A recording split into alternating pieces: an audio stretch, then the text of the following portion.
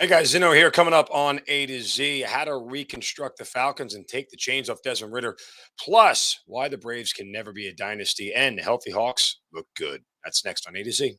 This is A to Z with Mark Zinno, part of Locked On Sports Atlanta. How did we get here? If you're not the number one pick, guess what? You have no guarantee. That's where you are. And it starts. Does that make me a genius? Yes. Now.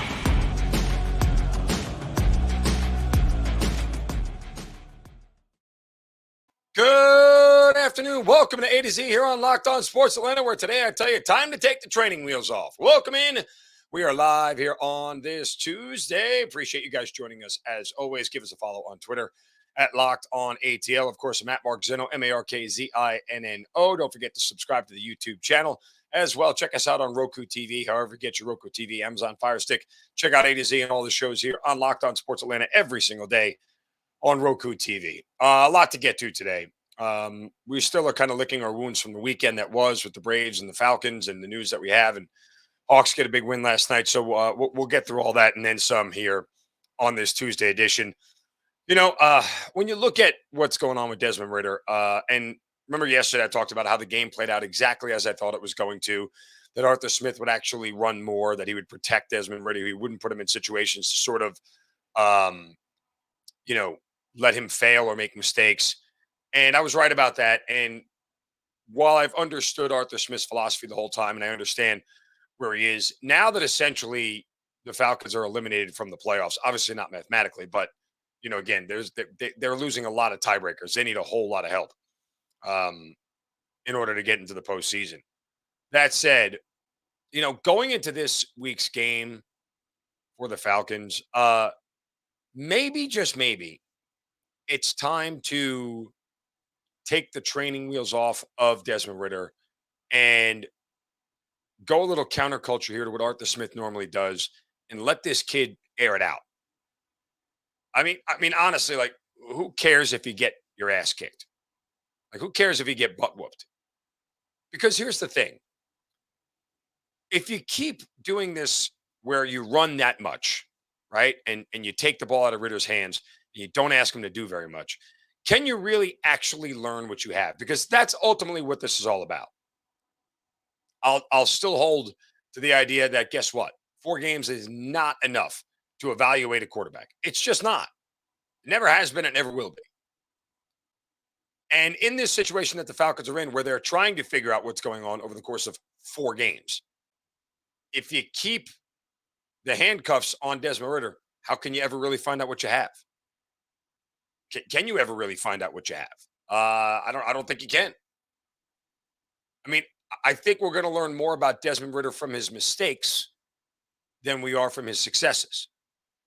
I think we're going to learn more about Desmond Ridder from the things that we see him do than the things that we don't see him do. And so in that same vein, it's like you've got to figure out a way to see what this kid has, or see as much of this kid has, because if you don't, then guess what? You're making a decision based on the future of your franchise without a lot of information. And look, maybe that decision has already been made. Maybe the Falcons already know that they're going to draft a quarterback in the first round. Maybe they do. And maybe all this is for show. I don't think it's for show. I shouldn't say it like that. But maybe all this is just, to go through the exercise of seeing what he's got and what they think, and validating what they thought pre-draft and validating what they thought all season long, why he didn't start until, week 15. Maybe all that is what we're seeing. And if that's the case, good. If you've already predetermined and made the decision that you're drafting a quarterback in the first round, then good. I'm actually happy about that. Like, I think that's smart. I think it's smart not to let 4 games alter your draft strategy. I think that's very smart of the Falcons.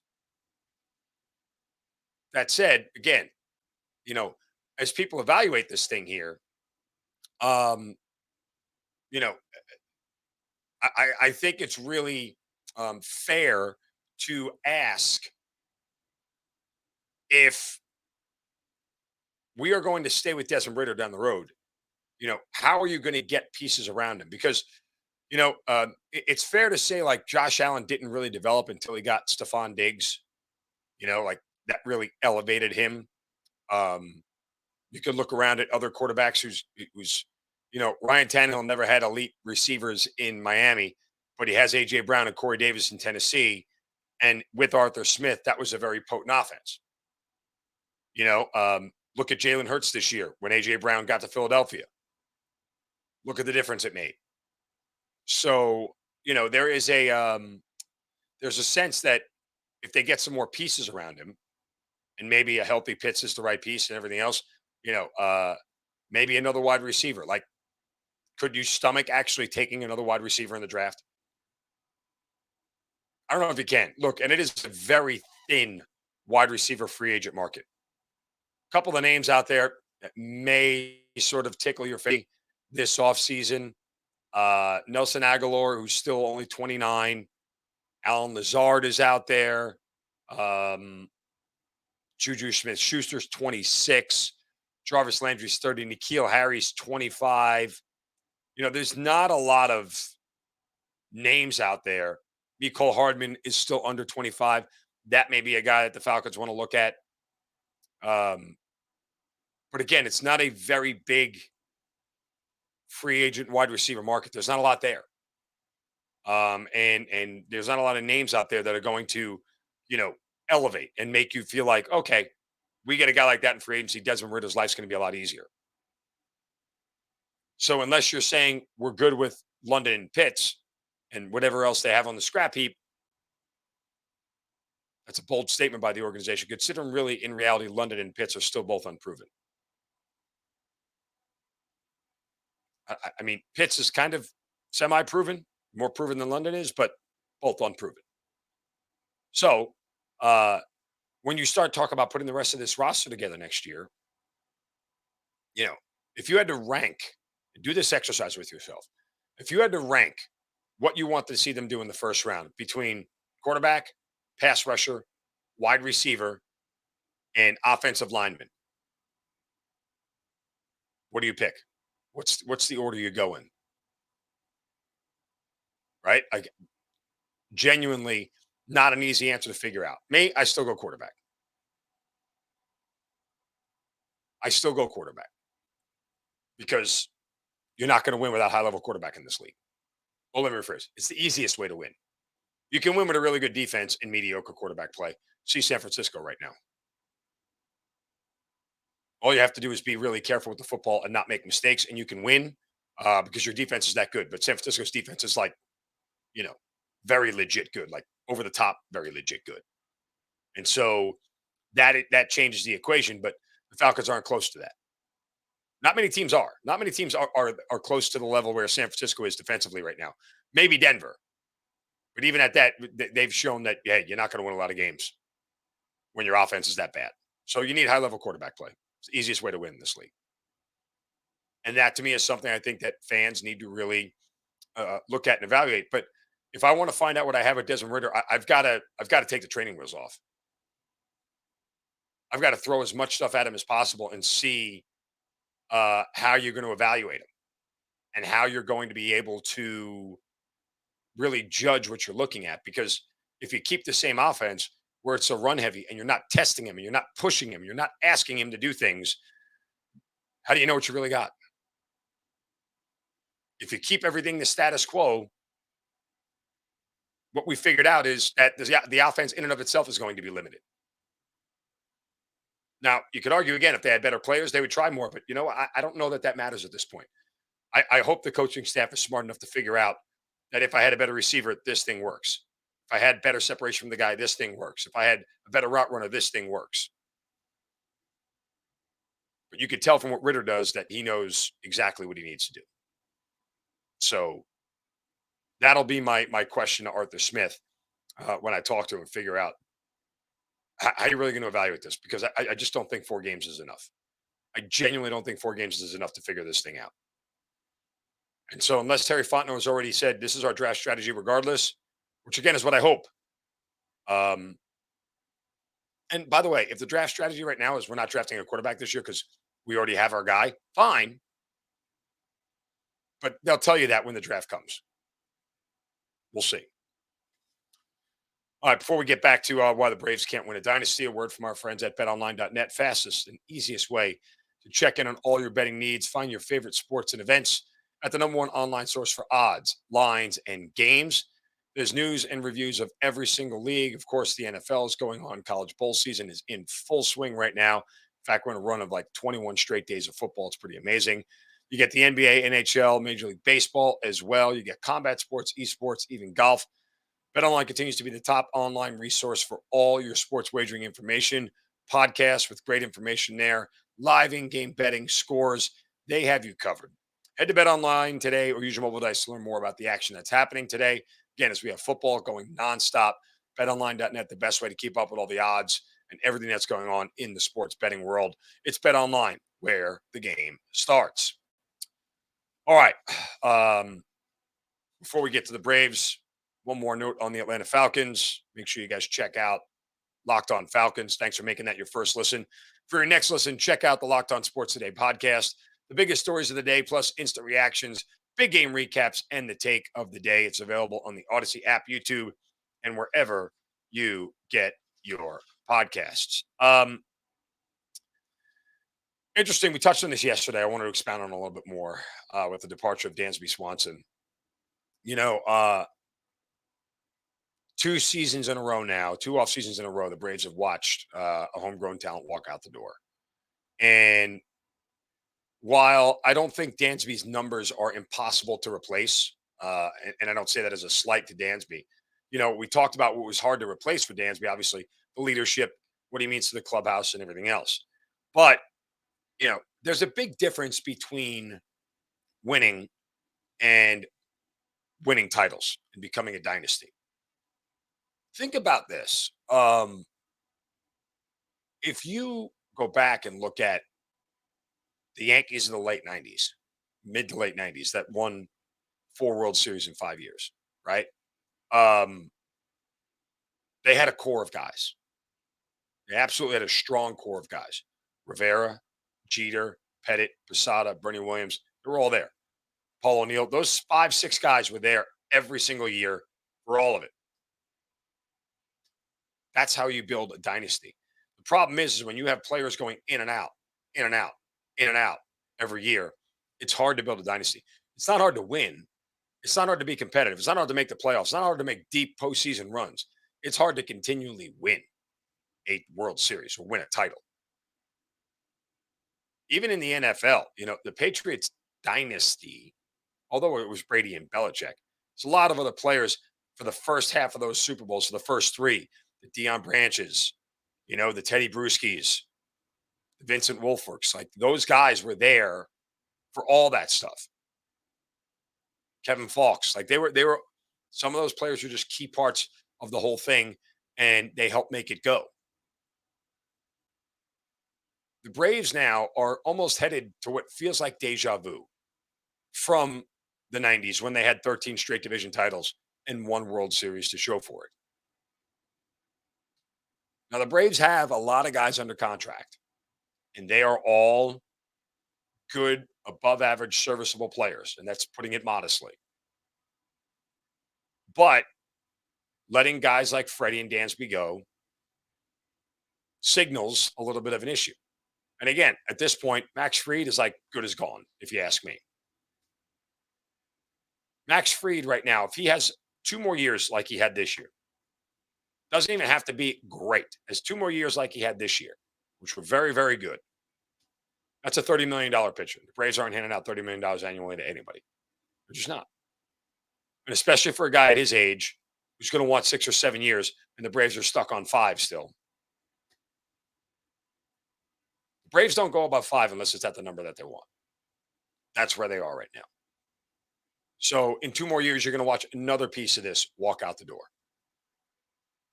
And it's going to have to be replaced by somebody else. And while I don't think there's any problem with the Braves still winning games and winning NL East titles and going to the playoffs, how many more World Series are you going to get out of this? That's the real hard part to figure out. You know, and we talked repeatedly. I talked over the entire summer. How many of those 6 contracts that Alex Anthopoulos has handed out? Acuna, Albies, Riley, Harris, Strider, Olson. of those 6 contracts, how many of them actually make it through to the end of the contract? If you get to 3, it's a miracle. It's an absolute miracle to hand out all those deals and have them work all the way through to the end without a trade, without being cut, without being designated for assignment, without some sort of restructure. If you can even do that, you can't really do that in baseball, but you get the point. So, retirement, heck, injury, all those things. If you get 3 of those to see it through to the end, that's pretty amazing, to say the least. But again, you're talking about being able to build a dynasty. Are those 6 guys enough to be able to build a dynasty? Maybe. Maybe. Otherwise, you just have a team like the Dodgers that wins a lot every year but never actually culminates in anything. Even go back to the San Francisco Giants when they won 3 World Series in 5 years. Year off, yeah. Go look at the core of that team. You'll find 5 or 6 players that were there for all of it. Lincecum, Posey. You have key pieces of this thing that were really, really important to them winning. Like I said, the Braves are going to be a good team. They're going to be very talented, and they'll replace Dansby, and it'll be fine. But winning and becoming a dynasty is a different conversation that I'm not sure, the Braves are in that position. And look, Alex Anthopoulos, to this point, has showed you he's got a number. He sticks with it. He doesn't move off of it, and that's that. There's an argument to be made for that's a really good business philosophy. That's really smart. There's an argument to be made for that. There's also an argument against it when it comes to homegrown talent like Freddie and Dansby, where, yeah, you're willing to bend the rules a little bit for certain players. You have to. And just remember now, this is the second year in a row. The Braves made an offer mid-season to a player who refused it, bet on themselves and said, nope, I'll go to free agency, and never came back. I'm not saying the Braves made bad offers. What I'm saying here is that the Braves made what they felt was fair market value, obviously not what was fair market value. And like I said yesterday, I'll say it again. Dansby didn't chase money at all. He didn't choose money over championships. He didn't choose money over winning. Did not do that at all. The guy chose fair market value. And again, $25, $30 million difference, that's quite the substantial number. Even if he did choose money, no one should be mad at him. Why? Because, well, it's okay to do that. Don't get mad. It's really okay. You know what else you can't get mad at? Built Bar Puffs. Why? They are delicious. And if you haven't tried them yet, you're depriving yourself of one of life's greatest joys. There's a new flavor out there. It's delicious, indulgent, and covered in chocolate. That's right. It is cookie dough chunk. It's got real chunks of cookie dough in it. Of course, it is delicious, and it is healthy for you. Cookie dough chunk puffs, only 160 calories, 15 grams of protein.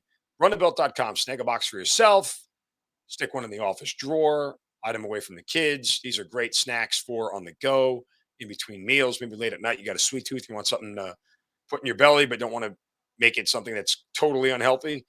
Cookie dough chunk puffs, it's the best way to go. They are delicious. You're going to love them. Go to built.com. Use the promo code LOCKEDON15 to get 15% off your first order. Again, Locked On 15 get you 15% off your first order of cookie dough chunks, puff bars from Built. We're going to get to the Hawks here in a minute, but first, it is time for a shovel of wisdom. Brace yourselves, because it's time for the shovel of wisdom.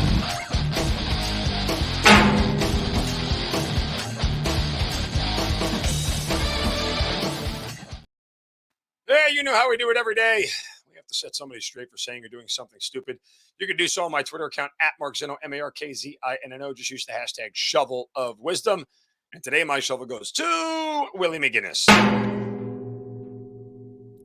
You guys know Willie McGinnis, former Patriots Hall of Famer, NFL Network analyst. Yeah, he's been charged with assault with a deadly weapon for an incident at a West Hollywood nightclub.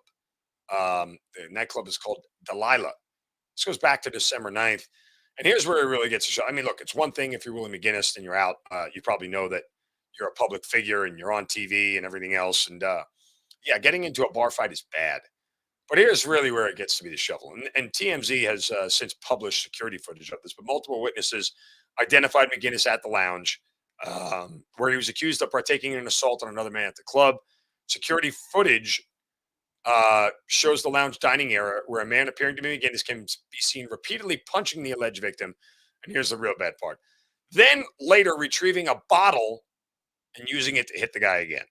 The victim can be seen with a bruised and bloodied face at the tail end of the video published by TMZ. McGinnis turned himself into police. Uh, yeah, posted bail for $30,000.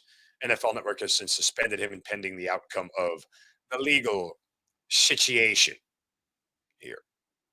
Look, man, probably shouldn't get into bar fights, period. But if you're going to get into a bar fight, don't go grab a bottle. That's always kind of like the little B thing to do, right? Like, I'm not a proponent of fighting at all. Although, full disclosure, I've been in my fair share throughout the day. I've grown up enough to know it's not worth my time, energy, or effort anymore. So I can just walk out and not really give a rip. That said, don't grab a bottle in a bar fight. Don't be that guy. Nobody likes that guy. Nobody wants to be friends with that dude. You know what they say? Be a man. All right. Hawks last night get a 1-point win over the Orlando Magic, snap their 6-game winning streak, and they get back in the lineup, DeJounte Murray and John Collins, and look what a difference it makes. Now, makes a difference in them getting a win. Doesn't make a difference in them playing any damn defense because they gave up 125. The Hawks have now given up at least 120 in 1, 2, 3, 4, 5, 6, 7, 8, and 6 of their last 8 games. That's bad. That's really bad. The two they didn't, they only gave up 113 to the Knicks, but only scored 89. So there's that. And then they only gave up 106 to Charlotte the other night. Other than that, they've given up at least 120. They have got to start playing some defense. Now, offensively, when this team is healthy, they start to look a lot better. Offensively, when you have Murray and Collins back, they look a lot better. Offensively, when Trae Young has another great shooting night where he went 11 of 22 and 3 of 7 from 3, 12 of 12 from the free throw line, along with 13 assists, the Hawks are going to be very, very tough to beat. We know this. I'm not asking Trae to go 11 of 22 every night and 3 of 7 from 3. At least he's starting to shoot a little bit better because the first couple of weeks, months of this season with him shooting have been awful. Been flat out awful. And it's part of the reason why the Hawks have struggled. But, again, they've got to start playing some defense. And the shooting has picked up overall. Again, 51% from the field last night, just under 38% from 3. But they've got to figure out a way. And maybe it's just because it's the first game back for Murray and Collins. Legs are a little bit tired, trying to figure out how to get their legs underneath them and what that looks like and everything else. But, there should be an expectation at this point in time that these guys are going to play better defense. So, look, they're approaching Christmas. All right. Hawks are back above 500 by a game. They currently have the 8th seed in the Eastern Conference, tied with Miami actually for the 7th seed. And they got a Bulls team coming in on Wednesday that is struggling. Finish out this year with a run of wins against subpar teams. Like, that's what you really need here. We kept talking about, I'm going to repeat it again, about how fat and happy they could have gotten during this stretch here. Right now, that if Murray, and I said yesterday, look, if Murray and Collins and Capella are out, get through the rest of the year at 500, take it as a win. Those guys are back sooner than expected. At least for Murray, it was. They were saying 2 months. But you got some weak opponents coming up: Chicago, Detroit, Indiana, although Indiana has been a lot better than expected to this point in time, and Brooklyn is hot right now too. That's the other part. And just finishing out the rest of the calendar year. Brooklyn has won 6 in a row. They're starting to feel like that team that we thought they were going to be for a couple of years. Indiana started out really hot. They've struggled as of late. They've only won 3 of their last 10. Um, so you get them at the right time. Detroit's still bad and struggling. They have no Cade Cunningham anymore. He's out for the year. So an opportunity here for the Hawks in the next 3 games to get 3 wins, extend the winning streak to 5, then you feel good about Brooklyn coming in to State Farm Arena between Christmas and New Year's before you go hit the Lakers and then out west. Next 4 games: Chicago, Detroit, Indiana, Brooklyn. If they keep playing like they did last night, they have a shot to win a bunch of these things. It's hard to tell right now at this point in time what 100% that looks like. But they do look better healthier than not, and that's important. When healthy, they look like a team that's going to be tough to beat. Still, like to see some more defense out of them. Feel like we're repeating ourselves over and over again. Why? Because we are. And that's what it boils down to with the Hawks. All right, just a couple of quick notes here before we get out of here, NFL related. The Pro Bowl games are coming up. You guys familiar with the Pro Bowl games now? This is new to me. Pro Bowl games will take place in Las Vegas. Flag football game scheduled for February 5th. Peyton Manning and Eli Manning are the coaches. Manning has the AFC. Manning. Peyton has the AFC and Eli has the NFC. Aaron Donald and Jair Alexander were the first 2 players named to the Pro Bowl games. We're trying too hard with this Pro Bowl thing, but that's neither here nor there. And speaking of Aaron Donald, last night the Rams were eliminated from playoff contention 1 year, less than a year after winning the Super Bowl. Typically, it's a Super Bowl loser that has the down year. Guess what? This year it was a Super Bowl winner. So Rams are out. Falcons would have lost this week. I assume will be out officially. And the Ravens need to get a win. It's going to be tough. It's going to be a tough game in Baltimore. Either way, right after the game is over, make sure you check out Locked On Falcons. Make it your first listen. For your next listen, check out the Locked On Sports Today podcast. Biggest stories of the day, instant reactions, big game recaps, and the take of the day. It's available on the Odyssey app, YouTube, and wherever you get your podcasts. Make sure you guys subscribe to our YouTube channel as well. Don't forget we're on Roku TV. Give us a follow on Twitter at Locked On ATL. I'm at Mark Zinno. You guys have a wonderful Tuesday. Make it a great day. We're back tomorrow for a Wednesday edition. One day closer to Christmas. Have a great day. Don't forget to craft from anybody. See ya.